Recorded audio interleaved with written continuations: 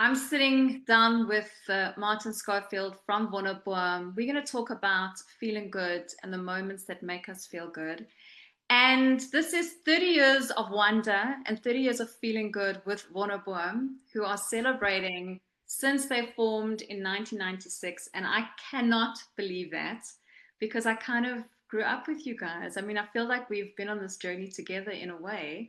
So it's making me feel a little old, but it's such a great celebration to enter the dirty 30s again as well, Yeah, man. Yeah, which thank is you. That's a great intro. The dirty 30s, we'll take it. dirty 30s, Um, which is fun. How, I mean, 30 years in, after 30 years of music, when you walk on stage now or when you're recording, what still gives you that feel good feeling of being part of this group, of being part of this music scene? Still so 30 years in. I I know from all of us, we all have our different reasons for doing it, and I think everyone has in any walk of life or profession or whatever has their own reasons for doing it. But for me, it is a few things. Like after so many years, is one of the things is that we can still create stuff that people want to listen to, which Mhm. is great. Which is great for me. It's a feel good moment. Creating music, first of all. If I boil it down even further, for me personally, playing guitar, I love to play, and that can keep me happy very simply, Yeah. cheaply, meditatively, spiritual, mentally, whatever. It's all encompassing. Um, and definitely playing live, the four of us and the magic we have together. Um, After so many years, I know this for a fact. It's in any relationship, the magic rubs off. Yeah. Um, and you got to find reasons to keep doing it.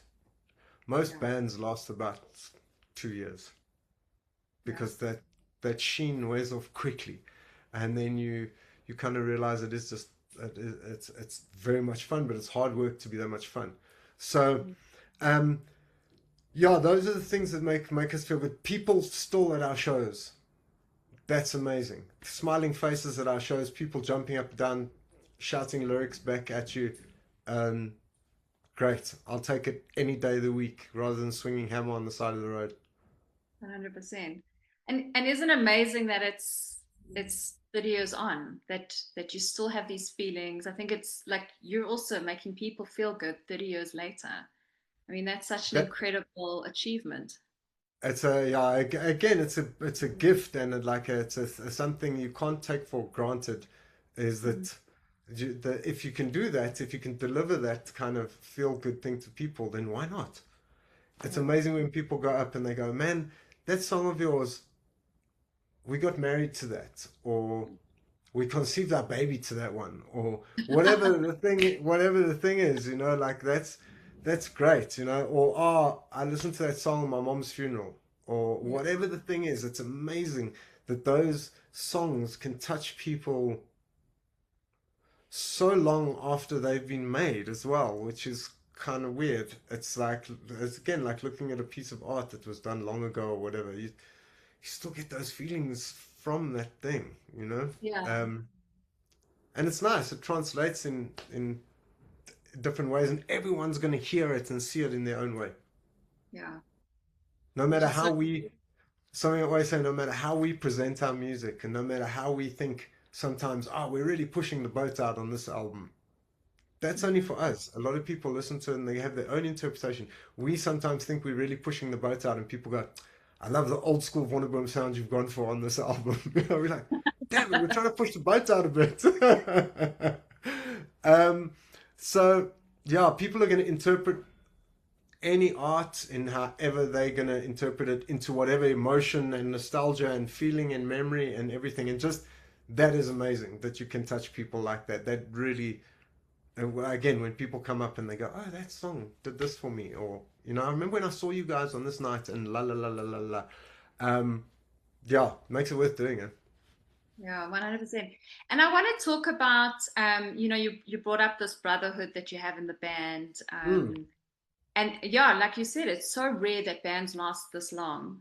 And you've got to keep working at it. And how do you? Because the three of you, Wade, Cito, and yourself, have been the core band members. I For know 30 you, years, and we were in Eight-Legged Groove Machine together before that. no, 100%. So how do you maintain that relationship? Some people's romantic relationships don't even last that long. No. What's Um, Yeah, what's that secret? we were extremely tolerant of each other. There's many things. We're extremely tolerant of each other. We're extremely Yeah, forgiving of each other, and not. We'll fight like brothers. yeah. Like sometimes people like, Wonderboom's breaking up. Like, why? Did you hear how they were fighting at soundcheck? Like, that's not bad for us, you know. But we don't fight a lot. But we have a very deep respect for each other. Also, we like playing together. Yeah. We enjoy it. We've always been those kind of musicians, the three of us, who like to impress each other, you know, or like and it doesn't have to be technical virtuosity. It could be a lyric. It could be a groove. It could be whatever, you know, a joke. We even we like to entertain each other. So Mm. um, yeah, that brotherhood is not always it's not always easy to maintain. And just like any relationship, you always love each other, but you're not always in love. Yeah. Yeah. You don't always like each other. You always love each other. Mm. Um, Sita and myself, um, someone asked us in an interview yesterday. Um, Again, the same thing. Do you two fight a lot, being like you together all the time and all the thing? And we're like, luckily not. Genuinely, we don't have that. We don't have that thing. We're extremely honest with each other, extremely open with each other, as all of us are. Um, and we iron stuff out before it becomes big issues. We never had those tours of where one guy's not talking to the other ones in the van and he's wants his own transport or his own hotel or any of that shit. We don't have that. Thank goodness.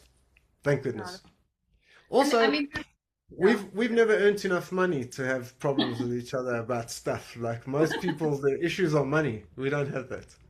Yeah. I get it. But there's also maturity, like you said. So you talk it through, you work it through, and you respect each other's opinions and differences, and you get on with it, right? Yeah, and you have to. We're not going to change each other Yeah. after this long.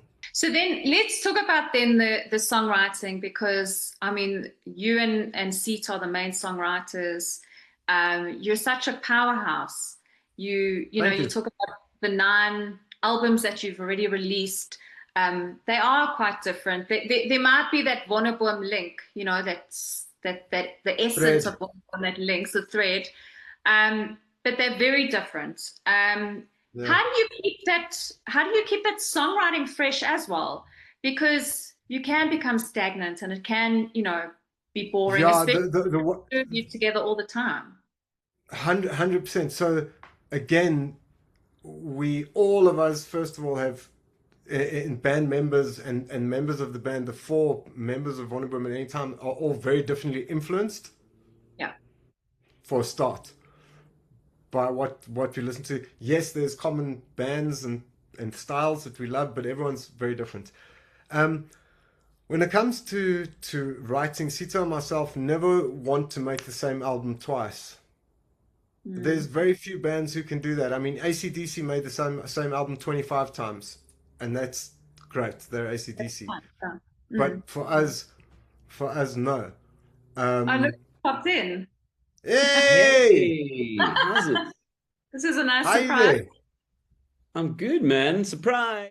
Well, we were talking about the songwriting, Sito, and how you guys keep it fresh. It's also got to be fresh for ourselves, you know. For example, Charlie, one of our biggest songs that's not our song, but the version we did of it. Um, and we've been asked before and been semi prompted by people, hey, let's do another thing that sounds like Charlie. And that was a one-off thing that happened. It's like it's not something we can predetermine. Oh, you know what? We need a rap kind of quieter rock song. That just happened. It's not something we we don't. When Cito and myself go into writing, we don't plan it's going to be this style. It's going to be this thing exactly. We might have a feeling in some songs of a thread, but we kind of just leave the canvas open, and we'll see what sticks in terms of good songs or that feel like Wonderboom songs. Not everything's a Wonderboom song. Yeah, that sounds great. Okay, well let's talk about, because we were talking about now, let's talk about the firsts. We've got to go back and forward. Um, the first time you heard your song on the radio. Now, back in the day, we'd have radios and songs playlisted. Now that's not very dominant anymore in the music scene. But you would sit at that, by that radio, and you'd wait for your song to come on. And do you remember that very first moment? Because when that happens, I mean, I think a part of you goes, okay, we've made it in a way. We're making it, or we're there. Or do you remember that like first moment? Yeah, see that? Yeah, so the first time I heard our music, it was when we were still Eight-Legged Groove Machine. Um, and we one of the songs that ended up on the first Wonderboom album, a song called She Cries, was played on Barney's show, and it was a band versus band. Fans voted, like you phoned in to vote, kind of a thing, and we were up against Lithium and Okay. Eight-Legged Groove Machine versus Lithium, and the track was She Cries, which is that harmonica jangly song of ours, and we lost. We lost against Lithium. They had a stronger fan base that just obviously made more calls than ours. I mean, it was the very beginning for us, but yeah, that feeling was just like to hear your own music on the wireless was a mind-blowing experience. It's one of those heavy, I would say, like achievements that like, wow, our music is actually being played and everybody's listening to it. And yeah, nothing beats that feeling. And I think every time a new song is released by us and it's played on radio, that feeling doesn't go away, you know? Obviously, streaming is another story because you can basically upload anything and it'll be played or whatever. But to hear it on radio, they had to go through a whole process to get to eventually it being played live on air, you know? Yeah, that's incredible. And when you hear people singing your music back to you, I mean, I can imagine the first time hearing it, but do you still feel that way when you still hear people singing back to you? It's the greatest feeling of achievement, when people have listened to your music enough to memorize the words or to be able to sing the words back to you. It feels like that connection has been made.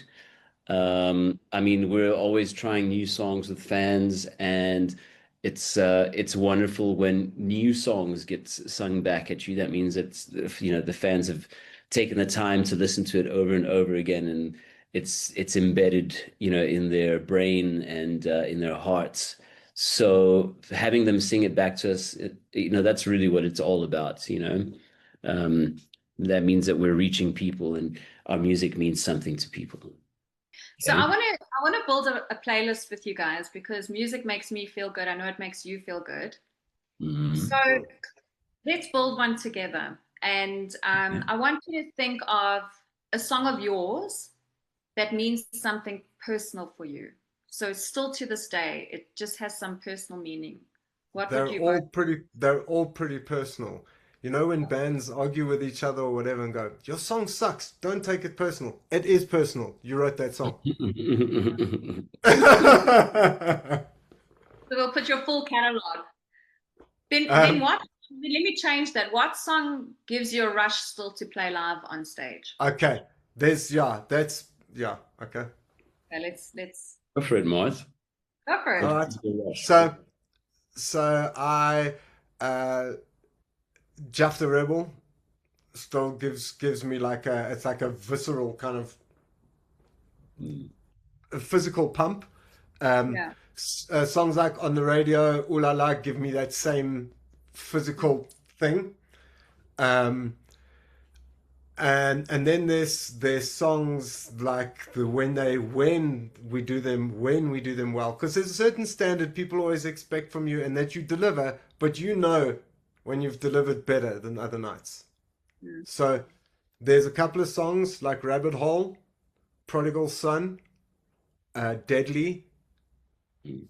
When we play those songs right, it's beautiful. It's a Mm. different Wonderboom. Yeah. Mm. It's a different kind of pump, if that Yeah. Yeah. makes sense. Yeah. Bump, brew. Yeah, Anyway. bump. Yeah, Misdemeanor Um, is also one of those for me that when it sits nicely, the tempo's right, and we're playing it well. And the first time we played Misdemeanor, and it's a fairly new song. First time we played it at a festival, and it was actually, I think, maybe even the first time we've ever played it. It just completely ignited the crowd. We just took a chance and played it very first song on the set. We came out with it as our first song, and it was as if they'd known the song. When the chorus kicked in, they just like lit up, and it was almost like they had heard that song for years. And that's quite cool when we trying out new material. A lot of the songs that still do it for me, Never Ever.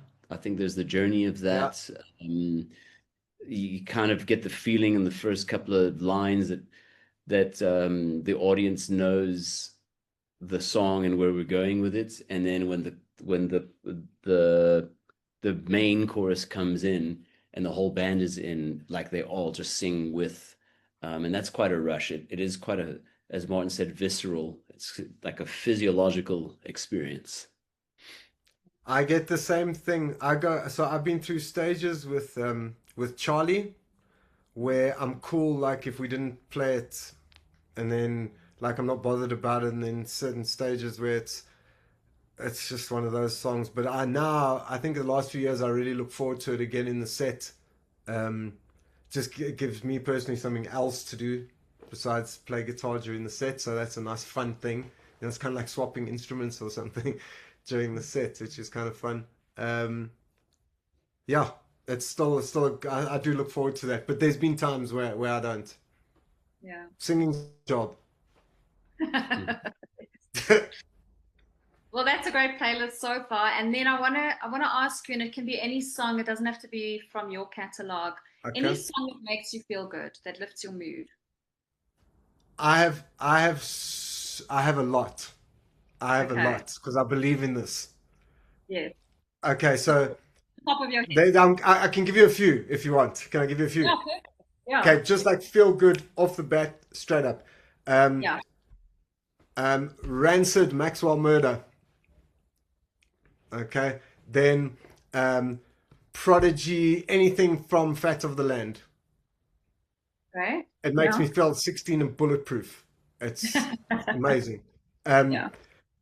um, Queens of the Stone Age, like I'm gonna say The Lost Art of Keeping a Secret or the Feel Good Hits of the Summer, where he just rolls off a list of drugs. It's just so funny to me, and it's called the Feel Good Hits of the Summer, and it is a feel good song. It just makes you feel great. Mhm. Um, um, Anything from Ernest Rangling's album Below the Baseline. If I want to feel really, really good, I listen to that whole album top to bottom. I've listened to it so weird. I got my Spotify and Apple things the last couple of years. My most listened to album 2 years in a row. Wow. Ernest Wrangling Below the Baseline. Awesome. Very good, feel good album. Anyway, that's enough from me. Awesome. Cito, yours. Feel good.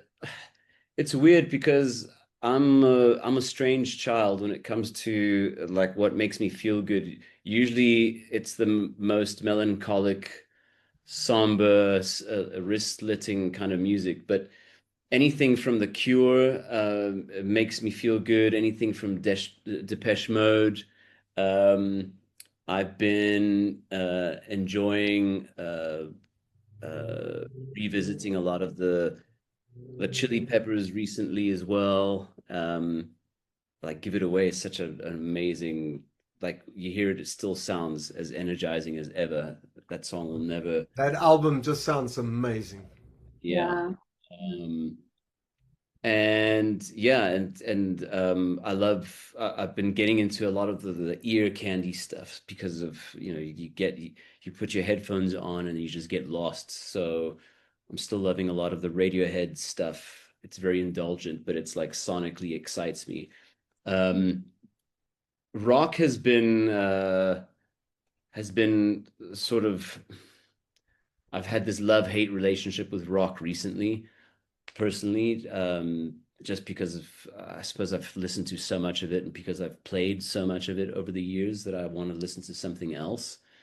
And I've been listening to like electronic music and ambient music, and so there's lots of dance music that excites me. And so yeah, I'm a strange child like that.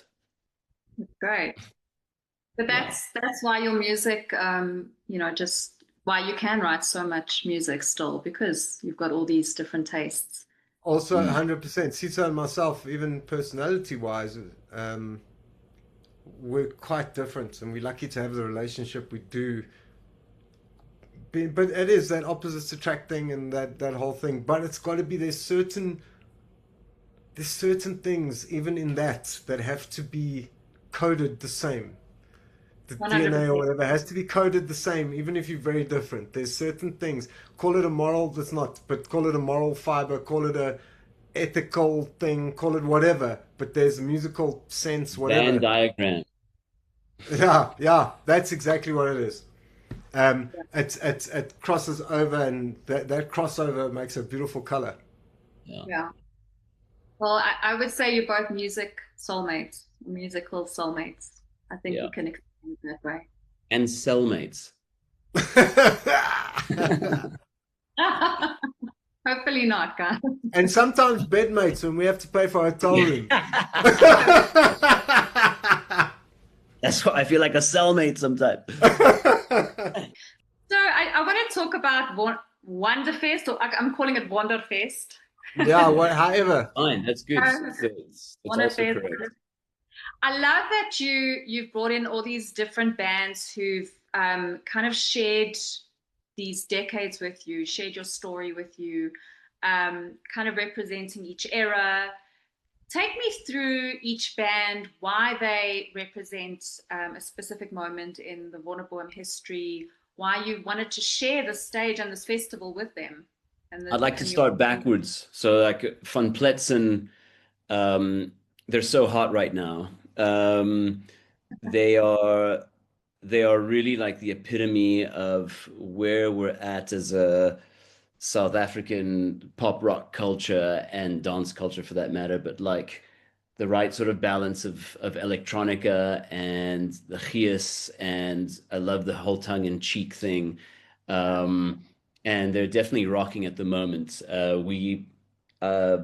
I've done some work with Peach as well, and I got to see them in a very compromising position at a corporate where they actually blew me away.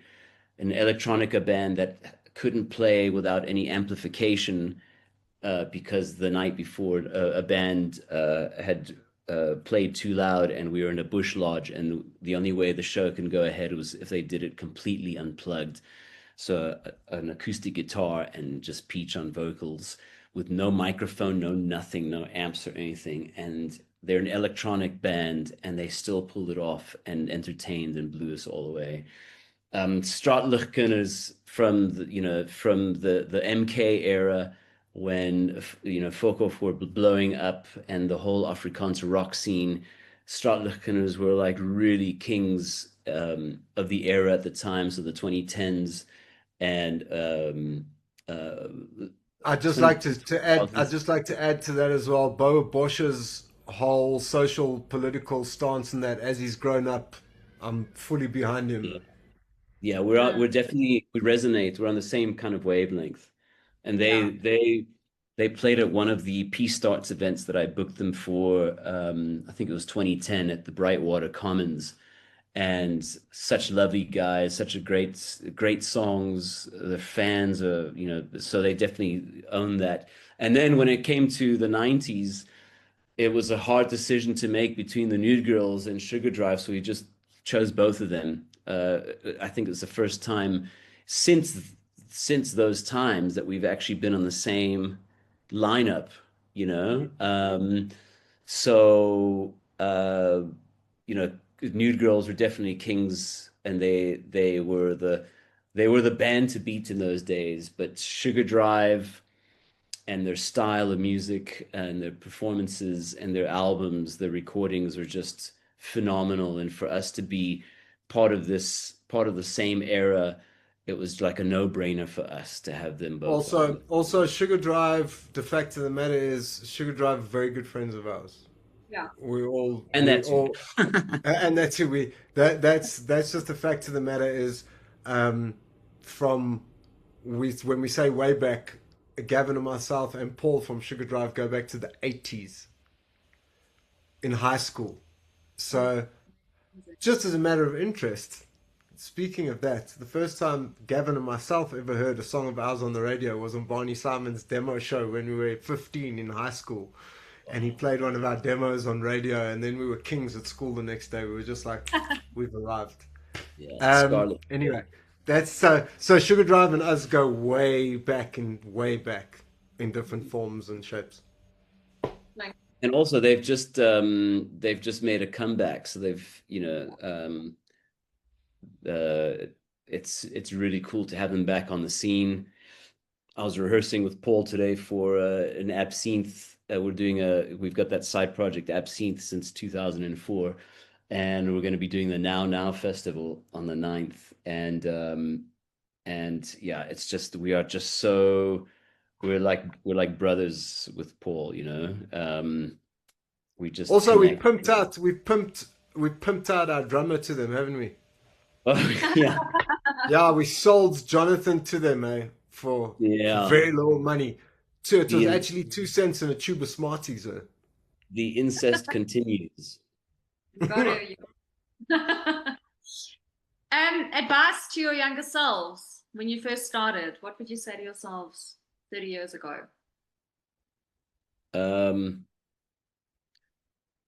Recreationally, slow down, Cito.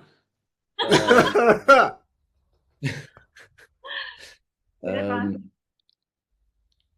yeah. Martin, after you've been out jolling for 3 days, brush your teeth.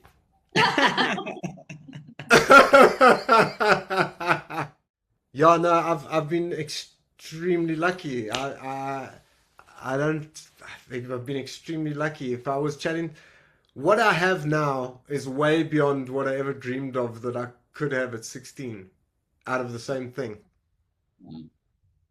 I, Yeah. I got I got way beyond what I ever dreamed of. That's so incredible to hear. I love hearing that. Oh, listen, it's not all. It hasn't been all roses. Like I know I that. would have liked it. I would have liked it if it would have been a hell of a lot easier sometimes, but it wasn't. Yeah, without the STDs, Without the poverty, without pasta and peanut butter sandwiches for 5 years. Character building, guys. All character building. Look, no, I always just say, like, what I'd say to my younger self, genuinely, what doesn't kill you will fuck you up mentally. Okay, and then I just want to end just feeling good. Finish the sentence. What makes I feel good when? Sorry, I feel good when. Dot dot dot. Finish that sentence. I feel good when I've had my first cup of coffee, I've let the dogs out for pees and poos, and my wife has woken up with a smile on her face. Beautiful.